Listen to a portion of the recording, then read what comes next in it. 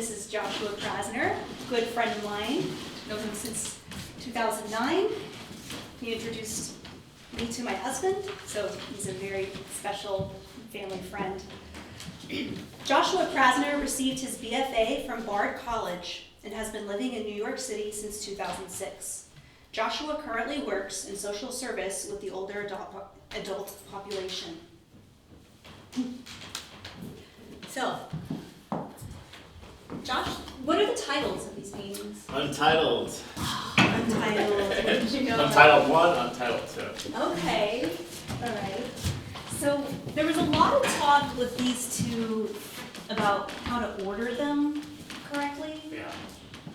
Can you say a little bit about what that means to you in this case?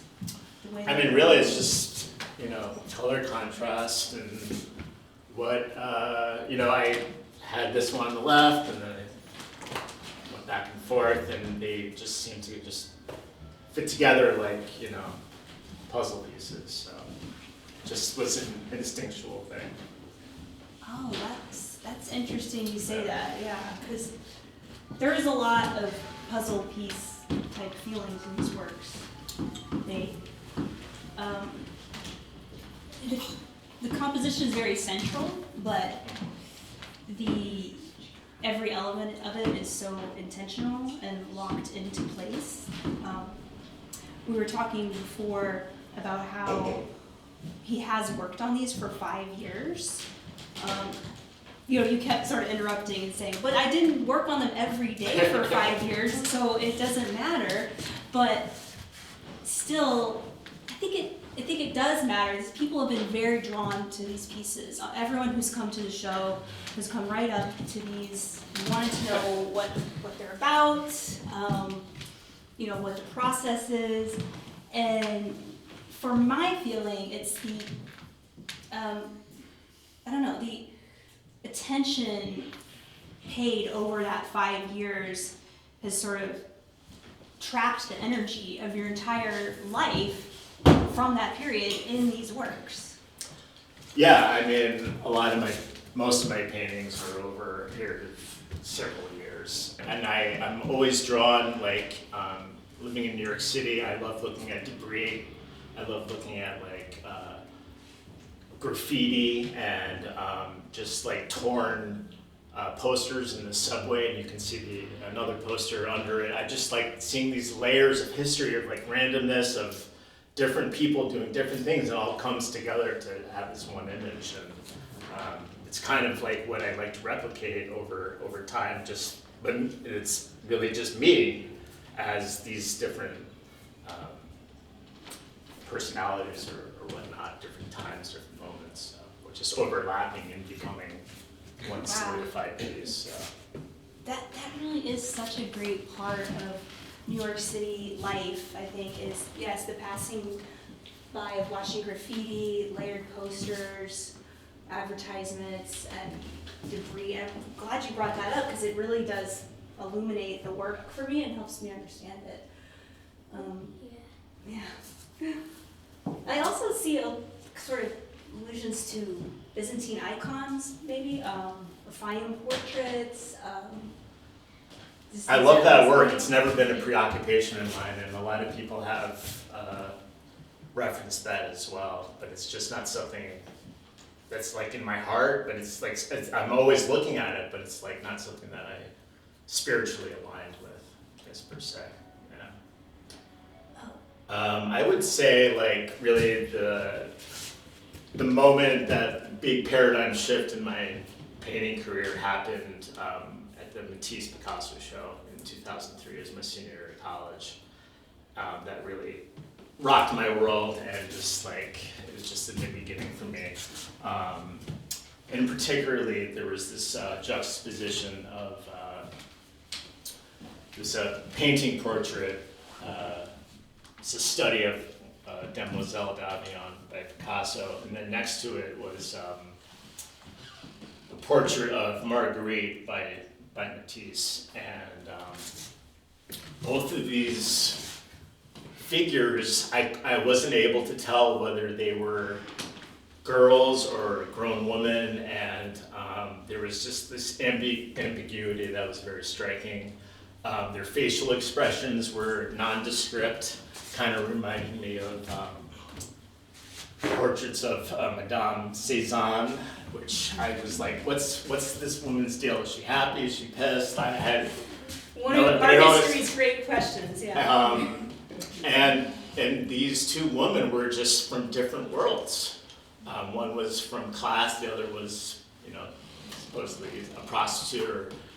But yet they had this the same like stoicism to them, and I just took that with me, and I've been wanting to like have that in all of my work really ever since.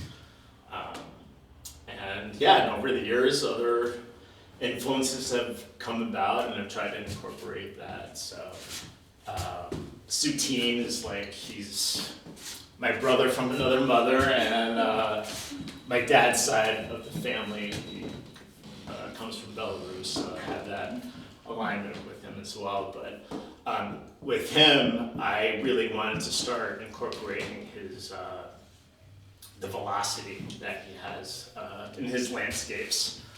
And I see de Kooning, he took that velocity and made it with fit movement in his women. And Soutine was de Kooning's favorite painter too. Mm-hmm. But Soutine for me, it's like, they're not paintings, they're like living things. And like I don't really have many like goals to when I know when I'm finished with a painting. For the most part, I feel like the paintings are done when someone takes them away from you. Like that's what happens for me. But I knew that these works were done when like I can feel that they're like living things, and that's that's just what does it for me. So. Wow. Yeah, they really do. I think you're very lucky to have come upon a subject matter so early in your painting career that is singular, and that that you're still going to be trying to get to the bottom of it for the rest of your life. Yeah. It seems. You haven't strayed from that since I've known you, which is remarkable. A lot of painters want to think, what's my subject matter going to be? What's my next painting? What's the action? What's the hook? You won't have to worry because it's going to be a woman. Well, I don't. I mean, who knows? Maybe that. I mean, I've always been waiting. I had been painting just primarily the female form in some kind of abstract landscape for 20 years, and I haven't been able to let go of it. I've wanted to, but it's like I'm possessed by it. They've been chasing me. I've been chasing them, and I'm always like, let's just try something different, and I can't do it. I really, my mom, she's always like, you're painting the same thing forever. But for me, I know the truth, and I know that it's just more nuanced than that, and it keeps me going. That's why I make the work, because it keeps me going in the world. So, yeah. Wow, that's pretty amazing. Another just quick conversation we had that I wanted to reference is when I unwrapped the paintings. Now, I was a little nervous to ask you because I didn't know, if you wanted to talk about it, but I said, may I ask what they are about? I didn't know. I was like, what if it sends them off in some... and he was very generously responded, your guess is as good as mine. If I knew what they meant, I'd stop painting. Yeah, I mean, it's the mystery. That's what I chase, and I never, I never want to make a painting that I'm sad. If I have an intention, I never want it to be fully executed to the end. I want to surprise myself. I want I want that the ambiguity. That's what I strive for. Yeah. And you say that, but then of course because of your deep connection with art history and with your influences, they are, to say sort of flippantly, I don't know what they're about. Sure, you don't. On a spiritual level, you don't. But they are about many, many things. The act of painting, your relationship to your influences. Well, so I mean, for like Soutine, for me, and with Gustin, like they say it all in like one painting. They have like the sorrow and the joy. They have, you know, the sacred, the like all of it, just in like one still life or one figure. Do you want to talk a little bit about your color choices? I don't want to put words in your mouth, but I have a feeling they're probably instinctive. Yeah, I've never really, I mean, you had mentioned earlier when we spoke about how Gustin kind of stuck with the same palette. And Yeah. I don't know, I always just want to like try new things and new color contrasts, and that's what keeps me going too, so, yeah. For some reason, I always kind of, this is like one of the first paintings I've done in a very long time where I've used black. I've always just been very reluctant to use black. I don't know why I thought it would be a crutch or something, but yeah, it always tends to be kind of like on the bright side, my work. Well, I would consider this one more. That's definitely more toned down. Yeah, I mean, the color is alive and in harmony with itself, but it's not. There's no brightness really. Or there is a kind of brightness that it kind of creeps up on you because there's so much emotional depth to the color choices that I'm reading. And also, I really like the sort of movement in the face of this one.